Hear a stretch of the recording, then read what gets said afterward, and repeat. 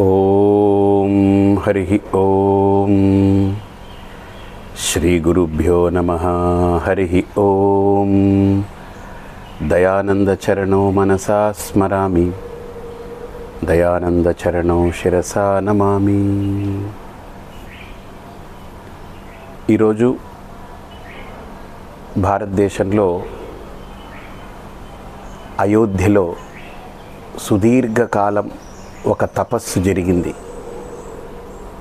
ఒక యజ్ఞం జరిగింది. ఆనాడు రాముడు పుట్టడానికి ఎలాగైతే ఒక యజ్ఞం చేశారో, ఈనాడు అయోధ్యలో రామ మందిర నిర్మాణానికి ఒక యజ్ఞంలాగానే, ఒక తపస్సులాగానే మన పూర్వీకులందరూ తపించారు, సాధన చేశారు.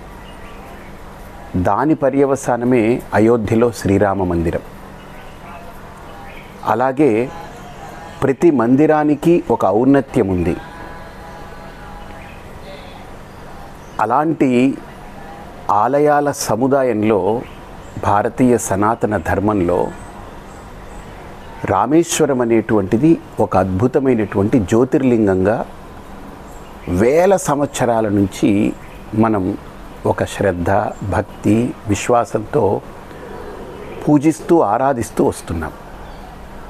12 జ్యోతిర్లింగాల్లో దక్షిణ ప్రాంతంలో ఉండేటువంటి జ్యోతిర్లింగాల్లో శ్రీశైలం ఒకటి, రామేశ్వరం ఒకటి మనకు ఒక అద్వితీయమైనటువంటి జ్యోతిర్లింగ క్షేత్రాలుగా మనం దాన్ని అంగీకరించాం. దీంట్లో ఏ రకమైనటువంటి వివాదం లేదు. అయితే ఇప్పుడు కొత్తగా తెర మీదకు వచ్చినటువంటి వివాదం ఏంటనంటే, వివాదం అంటే అది చూసే కోణం బట్టి ఉంటుంది, దాన్ని దర్శించే విధానాన్ని బట్టి ఉంటుంది. ఇక్కడ ఈ మధ్య కాలంలో శ్రీ శ్రీ శ్రీ త్రిదండి శ్రీమన్నారాయణ జీయర్ స్వామి వారు, వారేమీ చిన్న వ్యక్తి కారు. ఆయన ఎన్నో ఆధ్యాత్మికంగా, ధార్మికంగా, అలాగనే దేశానికి దేశహితమైనటువంటి, సమాజహితమైన కార్యక్రమాలు చేశారు. వారు ఒక అంశాన్ని మన ముందుంచారు. ఏమిటి అంశము? రామేశ్వరము శివుడి ప్రతిష్ట అనేటువంటిది రాముడు చెయ్యలేదు అని చెప్పుకొచ్చారు. ఆ అంశాన్ని వేరే కోణంలో మనందరికీ కూడా నిరంతరం కనిపించి మనకు అందరికీ, హిందూ సమాజానికి మార్గదర్శనం చేసే బ్రహ్మశ్రీ సామవేదం షణ్ముఖ శర్మ గారు, ఆయన వ్యక్తిత్వము కూడా చిన్నది కాదు. దేశభక్తి కోసరం, ధర్మ చింతన కోసరం, ధర్మనిష్టతో ఆయన జీవితాన్ని అలా మలుచుకున్నారు. ఆయన ఎలాంటి వ్యక్తిత్వము అనంటే, శైవ, వైష్ణవ, శాక్తేయ, గాణాపత్య, సౌర, స్కాంద, ఇతర సామాన్యమైనటువంటి అన్ని వర్గాలకు కూడా ఆయన చేరువయ్యారు. అలాంటి వ్యక్తి ఆ అంశాన్ని అద్భుతమైన కోణంతో ఆవిష్కరించారు. అంతేగాని వారిద్దరి మధ్య ఏ వైయక్తికమైనటువంటి భేదభావాలు ఏం లేవు, లావాదేవీలు ఏం లేవు. కానీ సమస్యల్లా ఈ మధ్యలో వీరన్న మాటని, వారన్న మాటని వక్రీకరిస్తూ కొన్ని గొట్టాలు మాట్లాడాయి. గొట్టాలని ఎందుకు అంటున్నానంటే, తెలుగులో మనం మాట్లాడుకున్నప్పుడు ఒక ఆయన చాలా అద్భుతంగా చెప్పారు, యూట్యూబ్ అంటే నీ గొట్టం అని. సో ఎవడి గొట్టం వాడు పెట్టుకుని ఆ గొట్టంలో ఊదుకుంటూ పోయాం మనం. ఇది గొట్టాల్లో మాట్లాడుకునే మాటలు. ఇప్పుడు నేను మాట్లాడేది కూడా గొట్టం మాటే. కానీ ఈ గొట్టాలకి కొద్దిగా అవగాహన ఉండాలి, బ్యాక్గ్రౌండ్ ఉండాలి. నా దగ్గర గొట్టం ఉంది కదా అని నేను మాట్లాడేస్తే అది వట్టం చాలా ఇబ్బందికరంగా మారుతుంది. కాబట్టి ఇక్కడ వారిద్దరి మధ్యలో దూరాలి అని అంటే, కనీసం మనం మాట్లాడే వాళ్ళకి అసలు వాళ్ళ స్థాయి ఏంటి, వాళ్ళ సాధన ఏంటి, వాళ్ళు పరిశ్రమించినటువంటి పరిశోధనలు, చేసినటువంటి పరిశోధనలు ఏంటి, పరిశీలనలు ఏంటి, వాళ్ళ సంప్రదాయాలు ఏంటి, వాళ్ళ ఆచార వ్యవహారాలు ఏంటి, అసలు ఆ స్థాయికి మనం ఒక్కరోజైనా ఉండగలగమా, ఉన్నామా అని ఆలోచించుకుంటే మనం దూరం మధ్యలో. కానీ ఈ విషయం నాకు అందిన తర్వాత ఈ మధ్యలో చిలవలు పలవలు చేస్తూ వచ్చినటువంటి అంశాల పట్ల వారిద్దరి యొక్క అంశాన్ని నేను పరిశీలన చేస్తే అద్భుతంగా ఇద్దరు ఒకటే అంశాన్ని చెప్పారు, కానీ మనకు అర్థం కాలేదు. అది మన స్థాయి. దీన్ని సజావుగా సాఫీగా కొద్దిగా నిదానంగా ఓర్పుతో పరిశీలన చేయగలిగితే మనకు జియర్ స్వామి వారు అన్నటువంటి మాట, సామవేదం షణ్ముఖ శర్మ గారు అన్నటువంటి మాట ఎక్కడ తేడా లేదు.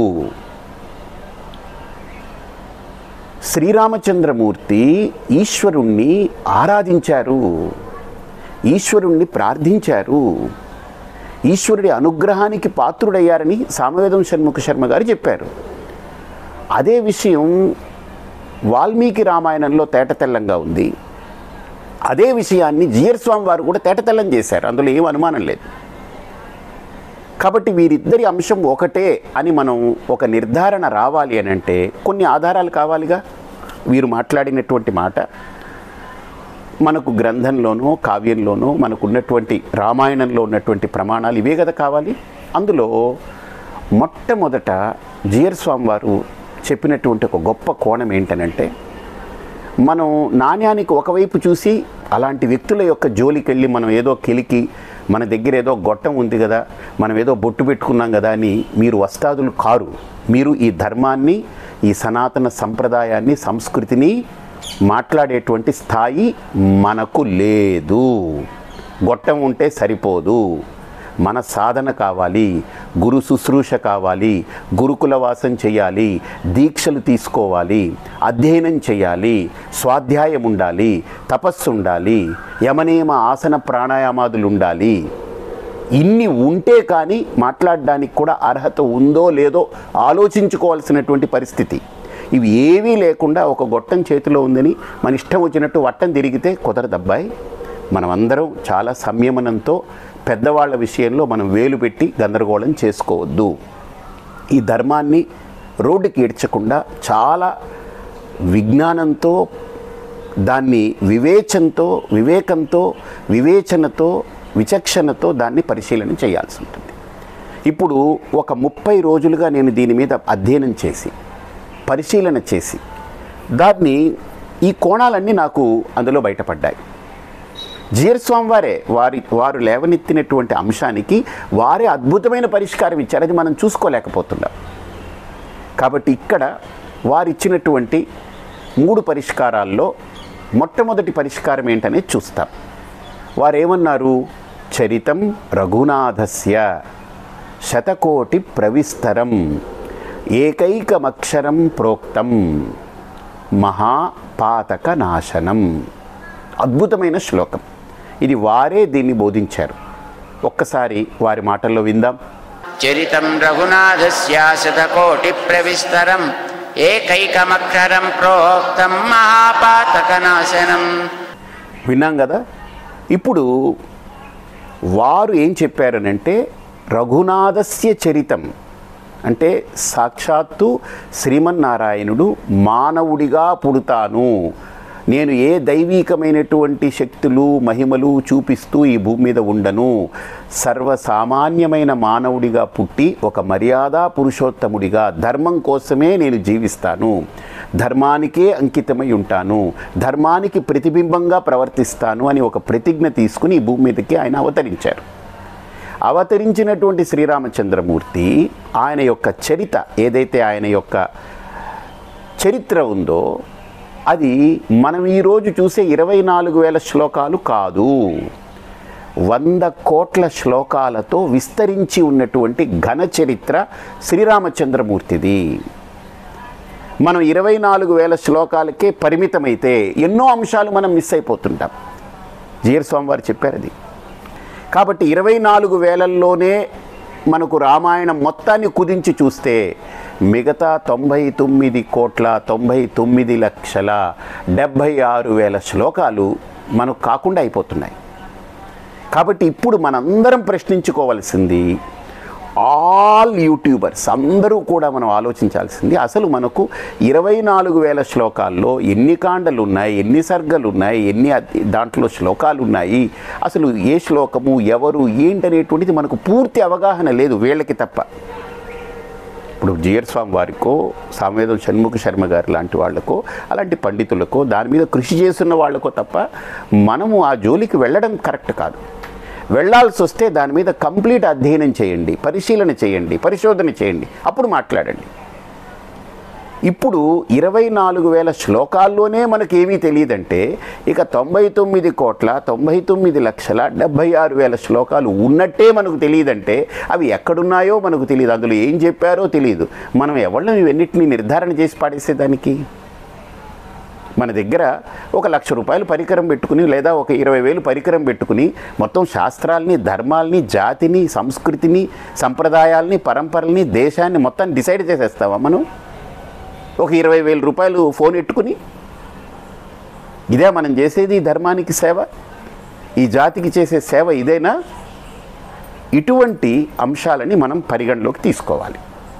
ఇప్పుడు 100 కోట్ల శ్లోకాలని ఇవి ఎక్కడున్నాయి అని మనం ప్రశ్నించుకుంటే సాక్షాత్తు శ్రీమన్నారాయణుడే ఈ 100 కోట్ల శ్లోకాలని ఊర్ధ్వలోకాలు అంటే ఉత్తమ లోకాలుగా భావించే ఊర్ధ్వలోకాలు, మధ్యలో ఉన్నటువంటి భూలోకము, అధోలోకాలు, ఈ 3 లోకాలు, త్రిలోకాలకి వాళ్ళందరూ అడిగారు మా లోకానికి కావాలి, మా లోకానికి రామాయణం కావాలి అని.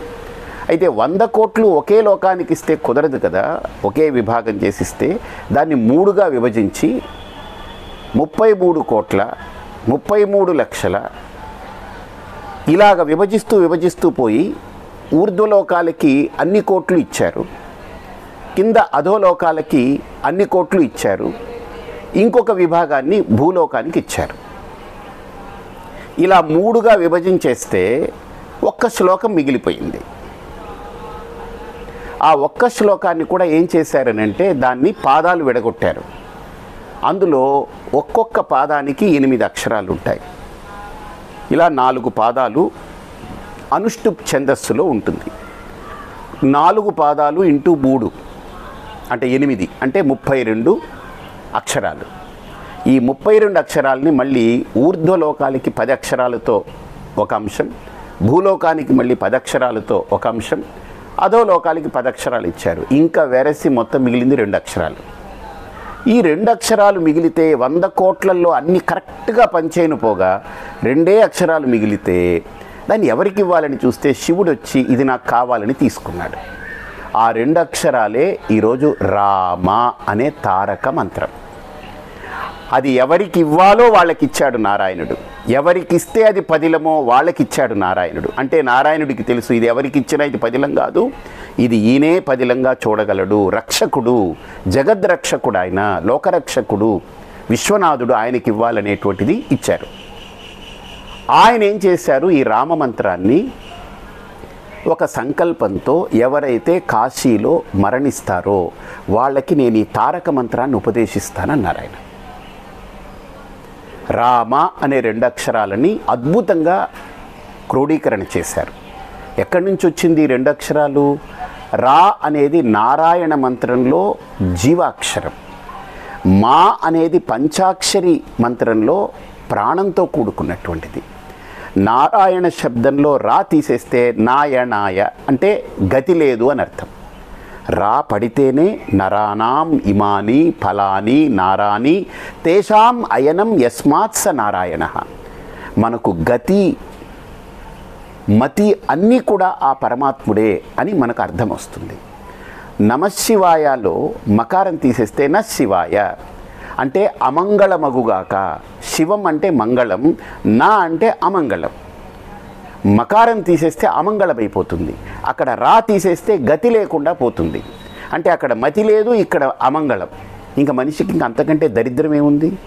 అందుకని మనిషికి దరిద్రాన్ని తొలగించడానికి రా అనే అక్షరాన్ని మా అనే 2 అక్షరాల్ని కలిపి ఏకమంత్రంగా చేశారు. నారాయణుడి యొక్క బీజాన్ని పంచాక్షరి, నారాయణ మంత్రంలో అష్టాక్షరి మంత్రంలో ఉండే బీజాన్ని పంచాక్షరి మంత్రంలో ఉండే ప్రాణాన్ని రెండింటినీ కలిపి రామ అనే తారక మంత్రాన్ని మానవ జాతికి ఉపదేశించింది. ఈ ఉపదేశాన్ని, ఈ మంత్రాన్ని సాక్షాత్తు నారాయణుడు దర్శిస్తే దాన్ని పరమశివుడికి ఇచ్చి ఆయనే రక్షకుడు, దీన్ని కాపాడగలడని ఆయనకిచ్చాడు. అందుకనే రామ మంత్రాన్ని కాపాడినవాడు శివుడు, రాముడికి బంటుగా నిలబడ్డవాడు ఆంజనేయ స్వామి. అది కూడా సాక్షాత్తు పరమేశ్వరుడి ఆ రూపంలో రక్షకుడు, హనుమంతుడు ధర్మరక్షకుడు. కాబట్టి మంత్రాన్ని కాపాడమే కాదు, ఆ మంత్రానికి రూపం ధరించి వచ్చినటువంటి రాముణ్ణి కూడా ఆయన కాపాడుకున్నాడు. ఆయన అడుగడుగున రాముడంటే ఎంత అపారమైన ప్రేమ. ఎందుకు అపారమైన ప్రేమ అనంటే దానికి వాల్మీకి రామాయణంలోనే ఒక ఘట్టం వస్తుంది. అది 2వ భాగం. ఈ సమస్య పరిష్కరించడానికి అప్పుడు చెప్తాం. ఇప్పుడు భూలోకంలో మనకు 33,33,33,333 శ్లోకాలతో పాటు 10 అక్షరాలతో కూడుకున్న మరో చరణం ఉంది. మన అదృష్టం రామ మంత్రం కూడా ఇక్కడే ఉంది. పైనుందా కిందుందా తెలీదు. అంతే, సర్వం రామమయం అంటారు కదా, ఈ జగమంతా రామమయం అంటారు కదా, అంతా రామమయం అని కదా మనం అనుకునేది.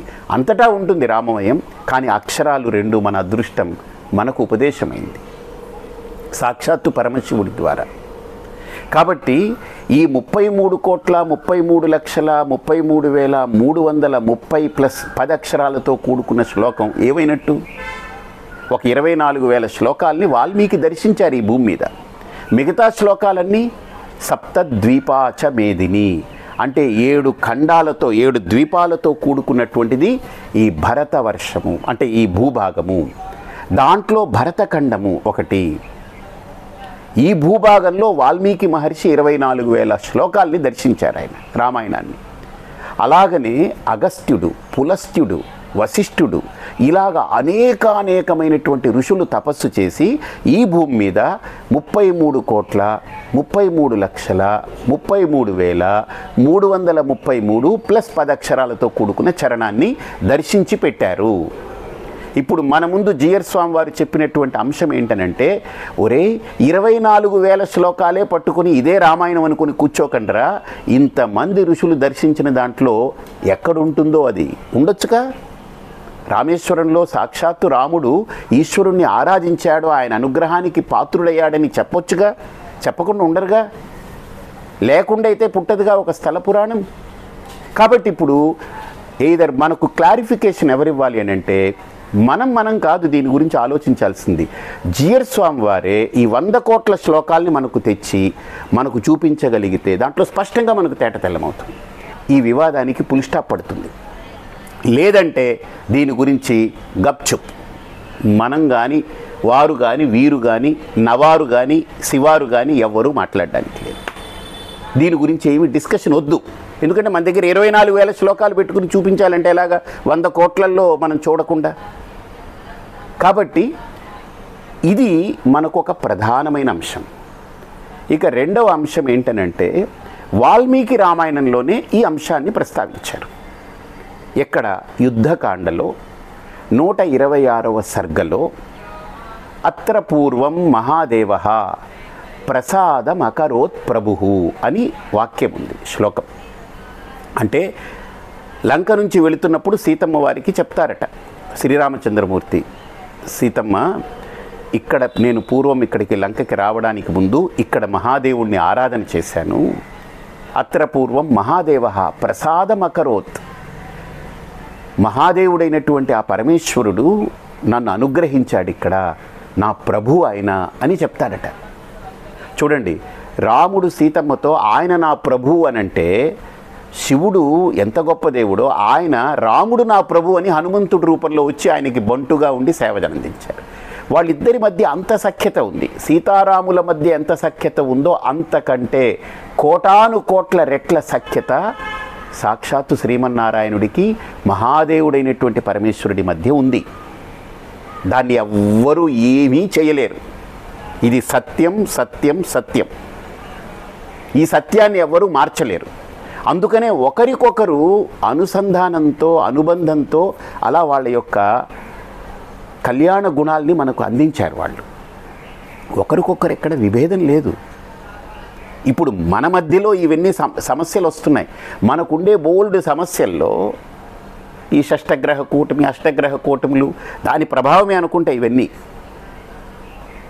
ఆ గ్రహాలు ఇదిగో ఈ గొట్టాల రూపంలో వచ్చి మనల్ని అందరినీ ఇబ్బందులు పెడుతున్నాయి.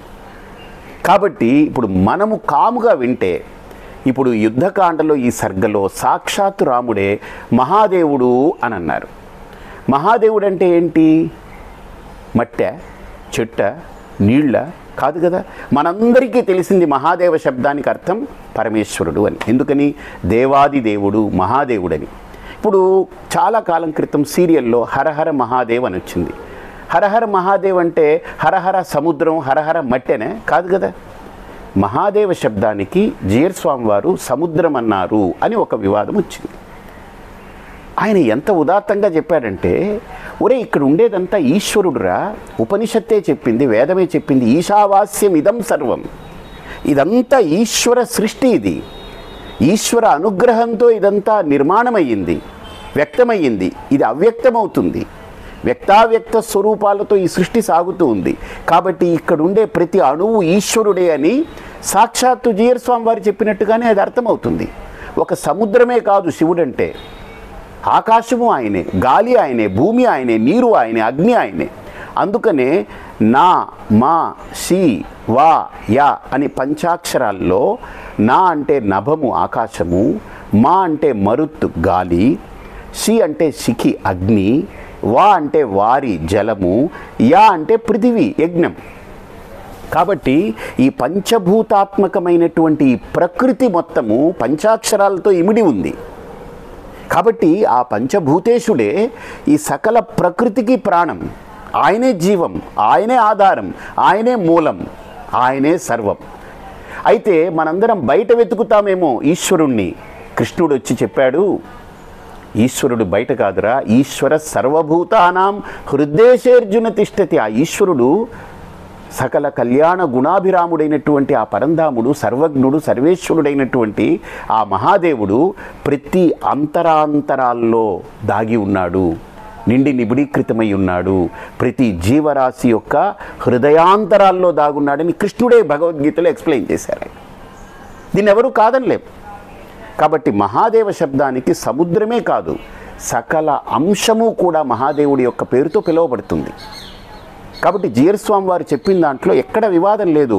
మహాదేవుడు సముద్ర రూపంలో ఉన్నాడు, ఈయన సముద్రాన్ని దాటాలి, అందుకని సముద్రుణ్ణి కూడా ఆరాధించాడు, ఈశ్వరుణ్ణి ఆరాధించాడు. అంతేకాదు జీయర్ స్వామి వారు చెప్పిన గొప్ప అంశం ఏంటంటే, శివుడి కంటే గొప్ప గురువు ఈ భూమి మీద లేడు, ఆయనే రాముడికి ఉపదేశం చేశాడని కూడా చెప్పారు ఆయన. అది విందాం మనం త్వరలో. జీయర్ స్వామి వారి మాటల్ని మనం ఊరికి తీసి పారేయక్కర్లా. వారన్న మాటలు పూర్వాపరాల్ని మనం చూస్తే వారన్న మాటల్లోనే అన్ని స్పష్టత ఉంది మనకు. కాబట్టి ఇక్కడ సాక్షాత్తు పరమశివుడు రామచంద్రమూర్తిని అనుగ్రహించినట్లు, ఆయనే నా ప్రభువు అని అంగీకరించినట్లు మనకు వాక్య ప్రమాణం ఉంది. యుద్ధకాండలో 126వ సర్గలో, ఇదే వాల్మీకి రామాయణంలో. ఇక తులసీదాసు లాంటి వాళ్ళందరిది తీసుకుంటే మిగతా పురాణాలు నేను జోలికి వెళ్ళట్లేదు, ఓన్లీ వాల్మీకి రామాయణం ప్రమాణం. ఇందులో రెండవది ఏంటి? 100 కోట్ల శ్లోకాలు ప్రమాణం. ఇప్పుడు మనం ఇది నిర్ధారణ చేసి ఇది అవును కాదు అని చెప్పాలంటే 100 కోట్ల శ్లోకాలు ఎదురుగుండా పెట్టుకోవాలి, పెట్టుకోకుండా మాట్లాడద్దు. ఇది 2 ఘట్టాలు అయ్యాయి. ఇందులో ప్రధానమైన మరో ఘట్టం చెప్తాను. నన్ను ప్రభువుగా రాముడు చూశాడు అనంటే, సహజంగా మనల్ని ఎవరైనా ఒక గొప్పవాడు మనల్ని గుర్తిస్తే మన కొమ్ములు మొలుస్తాయి. కానీ శివుడు ఎంత గొప్ప దేవుడంటే, మహాదేవుడంటే, ఆయనలో ఏ అహంకారం లేకుండా రాముడికి బంటుగా వచ్చి, సేవకుడిగా వచ్చి రామనామాన్ని ఉచ్చరిస్తూ నా రాముడే నాకు సర్వస్వమని, సీతమ్మ ఎంత ప్రేమించి బ్రతికిందో, లక్ష్మణుడు ఎంత అనుజుడిగా ఉన్నాడో, దశరథుడికి రాముడు ఎంత ఇష్టమో, కౌసల్యకి ఎంత ఇష్టమో, వశిష్ఠ విశ్వామిత్రాది ఋషులకి గురువులకి ఎంత ఇష్టమో, సకల చరాచర భూతకోటికి ఎంత ఇష్టమో, అన్ని ఇష్టాలని ఒక దగ్గర పెడితే హనుమంతుడి యొక్క భక్తి ముందు ఇవన్నీ వెలవెల్లపోతాయి. అంటే హనుమంతుడంటే ఎవరు? సాక్షాత్తు రుద్రాంశ సంభూతుడు, పరమశివుడు అవతారం ఎత్తినటువంటి ఈ భూమి మీద నడయాడేటువంటి వ్యక్తి. అంతేకాదు మరో విశేషం చూడండి, పరమేశ్వరుడి యొక్క శక్తి చూడండి ఎలాంటిదో. ఒక అంశంలో చెప్తాను. నారాయణుడు 10 అవతారాలు ఎత్తినా అన్ని అవతారాలకి పరిసమాప్తి ఉంది. కానీ శివుడు ఒకే అవతారం ఎత్తాడు హనుమంతుడిగా, ఆయనకి పరిసమాప్తి లేదు. శాశ్వతుడు, చిరంజీవి, ఆద్యంతరహితుడు. అదే మనకు నిర్ధారణ జరుగుతుంది. అందుకనే మర్యాదా పురుషోత్తముడైనటువంటి శ్రీరామచంద్రమూర్తి కూడా మనందరికీ ఆదర్శప్రాయుడుగా నా ప్రభువు పరమేశ్వరుడు మహాదేవుడని డిక్లేర్ చేశాడు ఆయన సీతమ్మ వారితో. ఇది 2వ ఘట్టం. ఇక 3వ ఘట్టం మనకు ఇక్కడ ప్రధానమైనటువంటిది, లంకలో యుద్ధం అయిపోయిన తర్వాత శ్రీరామచంద్రమూర్తికి ఋషిగణాలు, దేవతాగణాలు అందరూ వచ్చి నువ్వు దేవుడివి అది ఇది అని ఆరాధిస్తూ అలా చేస్తూ ఉంటే రాముడు ఆత్మానం మానుషం మన్యే రామం దశరథాత్మజం, నన్ను దేవుడిగా మీరు చిత్రీకరించొద్దు, నేను మనిషిని, నా మానవ ధర్మాన్ని నేను నిలుపుకోవడం కోసం నేను జన్మనెత్తాను అని ఆయన చాలా చాలా సరళమైనటువంటి విధానంలో చెప్పుకొచ్చారు. రామాయణంలో 2 ఘట్టాలు చాలా అద్భుతమైన ఘట్టాలు. తాను దేవుడైనప్పటికీ తాను మనిషిగానే బ్రతికాను, నాకు దైవత్వం ఆపాదించొద్దు అని చెప్పాడు.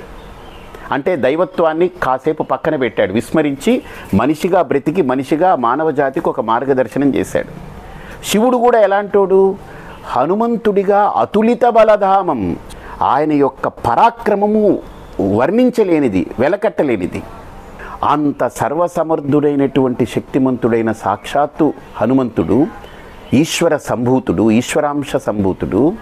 ఆయన కూడా ఎలా బ్రతికాడు రాముడిలాగా, తన యొక్క శక్తిని మరిచిపోయి బ్రతుకుతుంటాడు. ఆయనకి మతిమరిపే, రాముడికి మతిమరిపే. చూడండి ఇద్దరు ఎలాగున్నారో, ఎంత అన్వయం చూడండి ఇద్దరు. ఈయన ఆయన్ని ప్రభు అంటే ఆయన వచ్చి ఇక్కడ పుట్టి అవతరించి ఆయన నా ప్రభు అన్నాడు. ఈయనకి నేను దైవం అనేది మరిచిపోయి మానవుడిగా బ్రతకాలనుకున్నాడు, అలా వచ్చాడు. ఆయన కూడా తన శక్తులన్నీ మరిచిపోయి అలానే బ్రతికాడు. ఎంత సమన్వయం, ఎంత సామీప్యము అంటే ఒక నాణ్యము బొమ్మ బొరుసులాగా ఉన్నారు వాళ్ళిద్దరు. మనం బొమ్మను పెట్టుకుని అమ్మని చూడడం మర్చిపోతున్నాం. కాబట్టి మనం బొమ్మని పట్టుకోవాలి, కానీ అమ్మనే పట్టుకోవాలి. అమ్మని పట్టుకునేదానికి ఈ బొమ్మను పట్టుకోవాలి. కాబట్టి ఇక్కడ సాక్షాత్తు ఆంజనేయ స్వామి వారు అంత శక్తిమంతుడన్నమాట. అలాంటి స్వరూపమైనటువంటి పరమేశ్వరుడు ఇంతమంది మాట్లాడుతూ ఉంటే రాముడు నా అవతార నేను చాలించేస్తాను పూర్తయిపోయింది అని అంటే, కాదు రామ నువ్వు మర్చిపోయావు, 11,000 సంవత్సరాలు ఈ భూమి మీద ఉండి ధర్మాన్ని రక్షిస్తాను అని ప్రతిజ్ఞ తీసుకుని వచ్చావు. నువ్వు ఇక్కడ ఉండాలి, నువ్వు ధర్మాన్ని ఆచరించి ధర్మాన్ని పరిరక్షించి ధర్మాన్ని అందరూ ఆచరించేలా చేసి ధర్మాన్ని ప్రతిష్ఠితం చేయాలి, నువ్వు అందుకోసం ఇక్కడికి వచ్చావు నువ్వు అని అన్ని వేల సంవత్సరాలు రాముడికి మళ్ళీ ఉపదేశం చేసి స్మృతిని మళ్ళీ తెప్పించి ఒక గురువుగా నిలబడ్డారు. శివుడికి మించిన గురువు లేరు అని నేను చెప్పలేదు, సాక్షాత్తు మన జియర్ స్వామి వారే చెప్పారు. ఆ మాటల్లో విందాం. రావణ సంహారం అయిపోయాక దేవతలంతా వచ్చారండి అక్కడికి. స్వామి చాలా సంతోషమే, అసలు మేమే నిన్ను అడిగాము అన్నాడు, నువ్వు సాక్షాత్తు నారాయణుడివి, ఈవిడేమో సాక్షాత్తు లక్ష్మీదేవి, మేమే మిమ్మల్ని ప్రార్థన చేశాం, మాకుండే కష్టాలు తీర్చమని, తీరుస్తాం అని వాగ్దానం చేసి మీరు వచ్చారయ్యా. మేము మనిషిగా అమ్మన్నాం కనుక మీరు మనుషులుగా అయ్యి వచ్చారు. అంత మాత్రం చేత మనుషులు ప్రవర్తించినట్లుగా ప్రవర్తిస్తావేమిటా? సరే మేము అడిగిన పని అయితే పూర్తయిపోయింది, అంచేత ఇంకా నీ ఊరు వెళ్ళిపోవచ్చును. ఆ సమయంలో ఒక మహానుభావుడు వచ్చాడు, ఒక శ్రీమంతుడు వచ్చాడండి.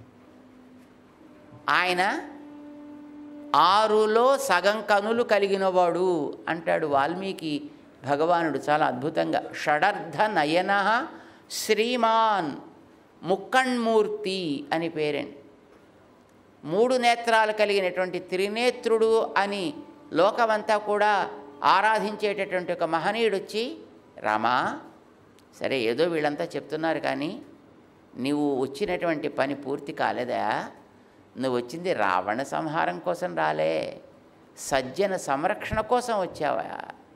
నీ యందే ప్రాణాలు పెట్టుకొని బతుకుతుండేటటువంటి ఒక మహనీయుడు ఉన్నాడయ్యా నంది గ్రామంలో, భరతుడు. ఆయన నీ రాక కోసం ఎదురు చూస్తున్నాడు. నువ్వు కనుక ఇచ్చిన గడువుకి తగ్గట్టుగా వెళ్ళకపోతే ఆత్మాహుతి చేసుకోవడానికి సిద్ధపడుతున్నాడా? పరమభక్త శిఖామణి అయ్యా ఆయన.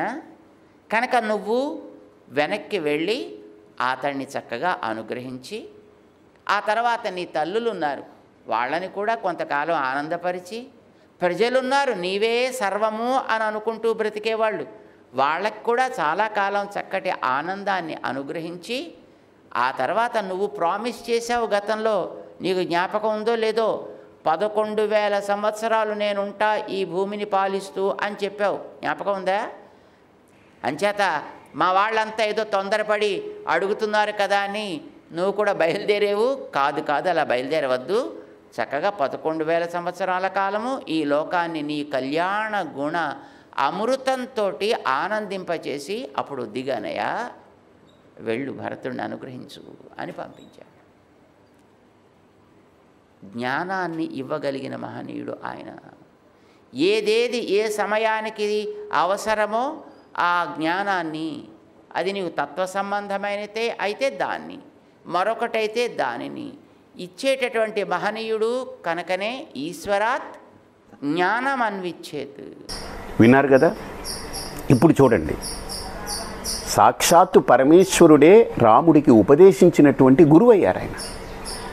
అలాంటి పరమేశ్వరుడికే రామమంత్రాన్ని నారాయణుడు ఇచ్చారు అంటే వాళ్ళిద్దరి మధ్య ఎంత సమన్వయం ఉంది, ఇక్కడ లోపం ఏమిటి? కాబట్టి జీయర్ స్వామి వారి మాటల్లోనే మనకు తేటతెల్లమైంది ఏంటంటే, మనం రాముణ్ణి ఆరాధించేటువంటి ఆరాధ్య దైవం అనేటువంటి శ్రీరాముడికే మార్గదర్శనం చేసి ఒక గురువుగా నిలబడి ఆయనకి స్మృతిని మళ్ళీ కల్పించి, మరిచిపోయిన దాన్ని మళ్ళీ స్మృతి కలిగించి ఆయన్ని ధర్మరక్షకుడిగా నిలిపినటువంటి ఘనత సాక్షాత్తు పరమేశ్వరుడిది. అది వారు చెప్పిందే. అంతేకాదు, వారికి స్మృతి కల్పించిన గురుస్థానమే కాదు, శిష్యుడిగా కూడా ఉన్నాడు ఆయన హనుమద్ రూపంలో. చూడండి, 2 క్యారెక్టర్స్ అక్కడ. ఒకటి గురుస్థానంలోనూ ఆయన గొప్పతనాన్ని చాటారు, ఒక శిష్యుడిగా ఎలా ఉండాలో చూపించాడు శివుడు. అది ఈశ్వరుడి యొక్క తత్వం అంటే. అంత గొప్ప విలాసం ఆయన. అలాంటి ఈశ్వరుణ్ణి సాక్షాత్తు రాముడు ఆరాధించి ఆయన అనుగ్రహానికి పాత్రులయ్యారనేటువంటిది వాల్మీకి రామాయణంలోనూ ఉంది. ఇంకా దీని మీద ఏదైనా వివాదం ఉంటే 100 కోట్ల శ్లోకాలు తెచ్చుకుంటే కానీ మనం మాట్లాడొద్దు. అది పైలోకాలకు వెళ్ళి ఎవరైనా తేగలిగితే తేవాలి, పాతాళ లోకం దాకా వెళ్ళి తేగలిగితే తేవాలి, భూభాగంలో ఉండేటువంటివన్నీ కూడా మనందరం కష్టపడి తేవాలి. ఈ 100 కోట్లు తెచ్చుకొని మనం నిర్ధారణ చేసుకుందాం.